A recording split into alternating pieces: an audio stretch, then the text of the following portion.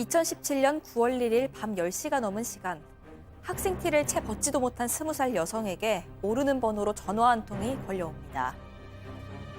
이 경찰이라고 자신을 소개한 상대방.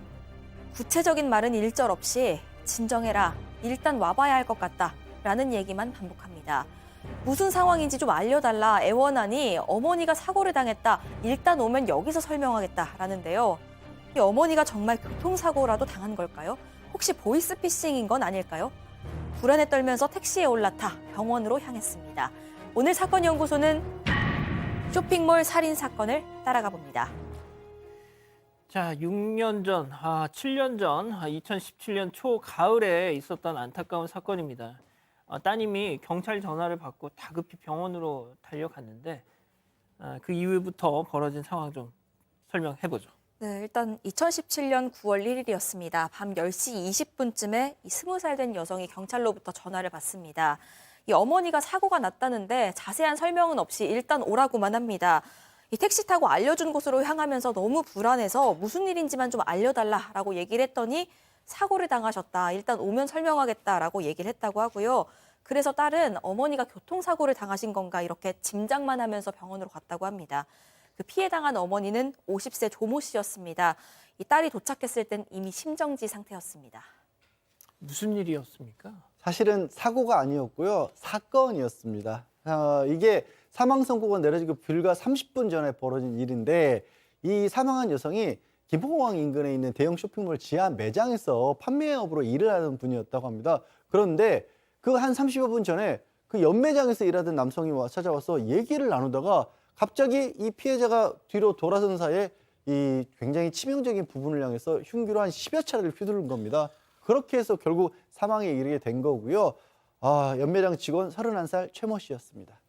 금요일 밤 9시 50분쯤이면 뭐 약간 끝물이긴 했겠습니다만 영업 중일 때 아닐까요? 네, 그렇습니다. 영업이 안 끝났고 그 장소도 김포공항 인근 대형 쇼핑몰이니까 사람도 상당히 많았을 텐데요. 이 쇼핑몰에서 순식간에 흉기 난동이 이제 일어난 거죠. 그래서 이 최 씨를 제압을 하려고 당시에 그 상황을 목격을 했었던 쇼핑몰 안에 있던 손님들 그리고 일부 직원들이 나섰는데 자기를 갖다가 쫓는 이 손님, 남성 손님을 피해서 이 사람이 달아나기 시작을 하다가 1층까지 도망을 갔다가 에스컬레이터에서 난간을 넘어가지고 지하 1층으로 뛰어내렸는데 이 높이가 한 11m 정도 됐다라고 해요. 그래서 이제 그 팔, 다리, 허리에 골절상 등 중상을 입고 거의 뭐 의식불명 상태로 병원으로 옮겨져서 수술까지 받았다라고 알려져 있습니다. 자, 그렇다면 그 범인 일단 잡긴 했습니다. 의식불명 상태였다지만은 일단 잘 치료를 해서 놓은 다음에 왜 그런 건지 물어야 될 거 아닙니까? 그렇죠. 그렇기 때문에 의식이 좀 없기 때문에 이 최 씨를 상대로 조사는 못했고요. 주변의 어떤 상인들이나 주변 사람들을 통해서 이 관계를 경찰이 좀 조사를 했다라고 해요. 이 피해자하고 최 씨하고 두 사람이 가판이는 그 장사를 했었는데 비슷한 곳에서 비슷한 품목에 대해서 장사를 좀 했다라고 합니다. 그 과정에서 이 최 씨하고 피해자하고 뭔가 알력이라든지 다툼이 있었다라고 얘기가 좀 나오고 있고요.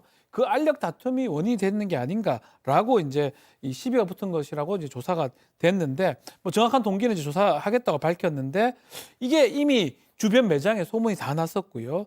다른 매장 직원들이 전한 이 소식들이 속속 보도가 됐었습니다. 그러니까 비슷한 공간, 같은 공간에서 비슷한 품목을 팔면 아무래도 부딪히는 일이 좀 있었을 텐데 이런 와중에 숨진 피해자가 험담까지 했다, 뭐 이런 얘기인가요? 네, 그래서 뭐 원한을 샀다라는 거라서 이 당시에 초반에는 그럼 피해자가 어느 정도 원인 제공을 했네, 이런 반응이 나오기 시작을 합니다. 그런데 이렇게 고인을 좀 비난하는 악플이 도를 넘기 시작하니까 그 20살 난 딸이 자신의 페이스북을 통해서 이거 절대 아니다라고 사실을 알리기 시작을 합니다. 이 험담으로 오랜 시간 고통받았던 건 그 가해자가 아니라 오히려 자신의 어머니, 피해자였다라는 내용이었습니다.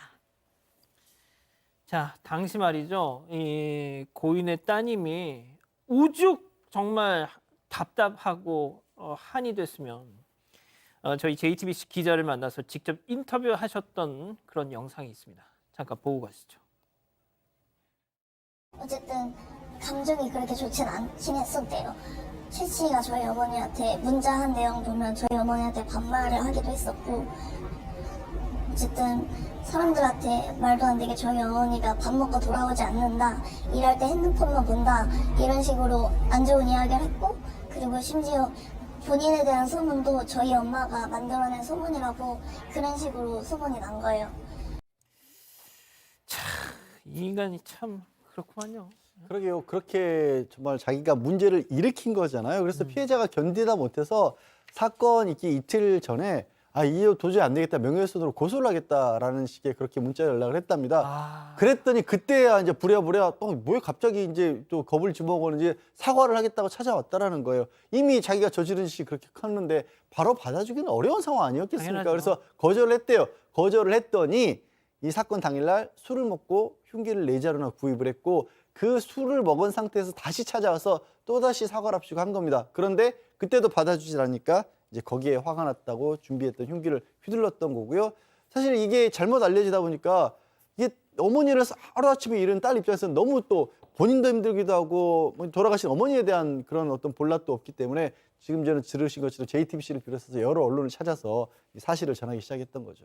어머니를 갑자기 잃은 것도 허망한데 언론사들을 찾아다니면서 일일이 저런 해명까지 해야 했으니 얼마나 피눈물을 흘리셨겠어요. 그렇습니다. 피해 당한 것도 억울한데 원인 제공자로 지목이 되니까 그 당시에 이제 이 그 여성 같은 경우는 고작 20살이었습니다. 그래서 이제 병원에서 어머니의 죽음을 확인하고 또 저런 문제가 있다라고 해서 곳곳에 다니면서 뭔가 입장을 갖다가 피력을 했는데 그 당시에 자기보다 또 위에 있는 오빠는 그 집에 있었던 것이 아니라 군대에 가 있었다는 거죠. 그러니까 혼자서 그걸 했는데 사실 이 피해자 같은 경우도 이 남매를 키우기 위해서 혼자서 투잡을 갖다가 뛰고 있었던 상황이라고 합니다. 그래서 이날도 농수산물 매장에 가서 낮에 일을 하고 난 뒤에 쉴 틈도 없이 거기 와서 바로 이제 출근해서 일을 벌이는 자기가 물건을 파는 과정에서 그 피해를 갖다 본 것인데요. 사실 이 딸이 주장에 의하면 이 어머니는 이 회사에서도 부당한 어떤 대우를 당하는 그런 어떤 동료들을 위해서 앞장서서 직원의 권리를 찾아온 당당한 그 어머니였다 이렇게 얘기를 하고 있습니다.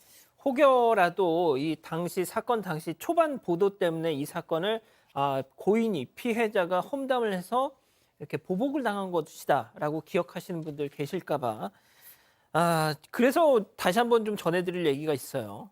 예, 당시에 이 딸이 그 사실을 바로잡고 또 어머니의 명예를 회복하고 싶다 이런 마음에 그 쇼핑몰을 찾아가서요. 피해자 자녀입니다. 꼭 한 번만 읽어주세요. 부탁드립니다. 라고 쓰여진 그 해명글을 직원들에게 돌리고 다녔다고 합니다. 그런데 이미 이런 소문이 다 퍼졌다 보니까 이 직원들이 이렇게 받고도 좀 찜찜하고 불편한 얼굴로 받아드는가 하면 일부 사람들은 나 이거 안 받겠다 라면서 종이를 아예 밀어내는 사람들도 있었다고 합니다.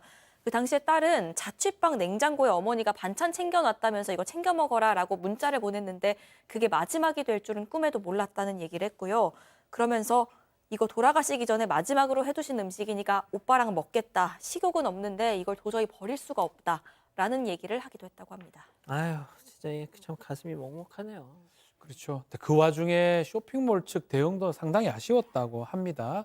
사건 12시간 만에 폴리스라인 쳐놓고 영업을 주말 정상 영업을 했다라고 하고요. 이 쇼핑몰 측 연락도 안 했고 결국은 유족이 얘기를 하니까 이 빈소에 아주 얼굴을 내밀었다고 하고 실제로 유족하고 얘기하는 과정도 패스트푸드점에서 유족을 불러서 얘기를 했다라고 합니다. 회사도 아마 도의적 책임이 좀 있지 않냐 지적이 나오니까 개인적 일이지 우리는 상관없다라고 그렇게 답변하는 부분도 상당히 아쉬웠다고 합니다. 이 최모 이자는 어떤 법의 처분을 받았습니까? 일단 법정에서 최 씨 같은 경우에는 짐작하시는 여러 가지 얘기를 했습니다. 자기가 우발적인 어떤 살인이었지 계획은 아니었다라고 했고 그리고 본인이 술을 마신 상태였었기 때문에 사물 변경 능력이 떨어진다. 그러니까 심신미약을 주장을 했고요. 또 학교 폭력 그 경험 때문에 정신적이나 감정적으로 문제가 있는 상태였다. 이런 얘기들을 장황하게 늘어났는데 법원은 다 인정 안 했어요. 그리고 이 최 씨가 또 뭐라 그랬냐면 피해자를 해치고 극단적인 선택을 하겠다는 얘기를 한 겁니다. 그러면 극단적인 선택을 하겠다는 얘기는 계획을 했다는 얘기잖아요. 자백을 안 셈인 거예요. 그래서 다 받아들여지지 않았는데 근데 판결의 결론은 징역 15년에 그쳤습니다. 사실 2017년이었는데 15년이었다. 좀 많이 낮은 판결이었죠. 자, 징역 15년 들으셨죠? 사람을 죽여. 두 남매를 열심히 키우면서 봉사하며 살고 싶다고 했던 엄마를 살해한 자가 징역 15년을 받았고요. 지금 보시겠지만 저희가 이름도 모릅니다. 최모. 사진도 없어요. 교수님. 실제로 이제 술에 취해서 뭐 분노를 했고 사물 변별력이 없었고 또 뭐 우발적이었다, 의사 결정 능력이 없었다. 이건 아주 전형적으로 어떤 의미를 갖고 있냐면 사실 나는 뭐 내가 아닌 또 다른 내가 그런 행동을 했으니까 나를 처벌할 때는 좀 이렇게 경하게 처벌해 달라라고 하는 그런 의미 그 이상 이하도 아닌 것 같은데요. 사실 그 재판부에서는 이것을 인정을 하지는 않았지만 또 뭐라고 얘기했냐면 이 최 씨에 대해서 평소 불안감, 초조, 우울, 죄책감, 열등감을 품고 있었고 사소한 스트레스에도 과도하게 반응하는 그런 경향이 있었다라고 하는 것을 얘기를 했단 말이죠. 그러니까 100% 그것을 갖다 받아들이지 않은 것은 아닌 것 같이 보이는데 어쨌든 결론은 이 사람에 대해서 징역 15년이 그 선고가 됐는데 과연 이 우리 국민들이 이 사건에 대해서 쭉 이렇게 쭉 여러 가지 얘기를 들으셨던 우리 시청자분들이 이 그 선고에 대해서 과연 수긍을 할 것인가, 너무 약한 것이 아닌가라는 그런 생각이 들 수밖에 없는 그런 판결입니다. 이름은커녕 사진 한 장 구할 수 없는 이 최모. 8년 뒤 2032년이면 우리 곁으로 다시 돌아옵니다. 이 사건의 진실을 추적하고 싶으십니까? 그렇다면 사반 채널을 구독해주세요. 지금까지 이자연 기자였습니다.